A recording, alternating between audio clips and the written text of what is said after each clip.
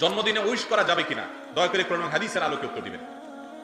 একজন মুসলমান তিনি জন্মদিবস উদযাপন করবেন না, কারণ জন্মদিবস উদযাপন করা এটা পেগানদের থেকে এসেছে, এটা ভিনধর্মী মানুষদের থেকে এসেছে। শুধুমাত্র তাদের থেকে এসেছে তা নয়, জন্মদিনকে কেন্দ্র করে যে কাজগুলো হয়ে থাকে, এমনকি এই যে আমরা আগুন জ্বালিয়ে থাকি, অনেকে জন্মদিনকে কেন্দ্র করে মোমবাতি জ্বালিয়ে থাকেন, কেক কাটাকাটি করে থাকেন, এই সবগুলো হুবহু এইভাবে এসেছে অনেকগুলো ভ্রান্ত বিশ্বাস থেকে। অনলাইনে সার্চ দিলে বিস্তারিত পেয়ে যাবেন এই জন্মদিবসের উৎপত্তি কোত্থেকে, কোন বিশ্বাসের ভিত্তিতে, কেনই বা এই মোমবাতি জ্বালানো হয়, কেনই বা কেক কাটা হয়, কেনই বা এই আনুষ্ঠানিকতা হয়, কেনই বা উৎসব করা হয়। এটা এমনিতেই হয় না, এর পেছনে ধর্মীয় বিশ্বাস কাজ করে ভিন্নদের।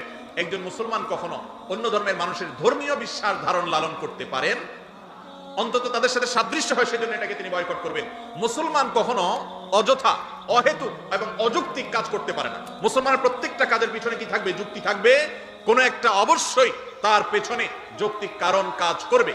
আপনার জীবন থেকে একটা বছর খসে গেল, আপনার জন্মদিবস আসলো, ধরেন আগামীকাল আপনার জন্মদিন, তার মানে হলো আপনাকে আল্লাহ যত হায়াত দিয়েছে তার থেকে একটা বছর চলে গেছে, পরবর্তী বছর আবার ওই দিনে আসলো, মানে আরেকটা বছর চলে গেছে। আপনার হায়াত থেকে একটা বছর চলে গেলে এটা কি খুশি হওয়ার কথা না কাঁদার কথা?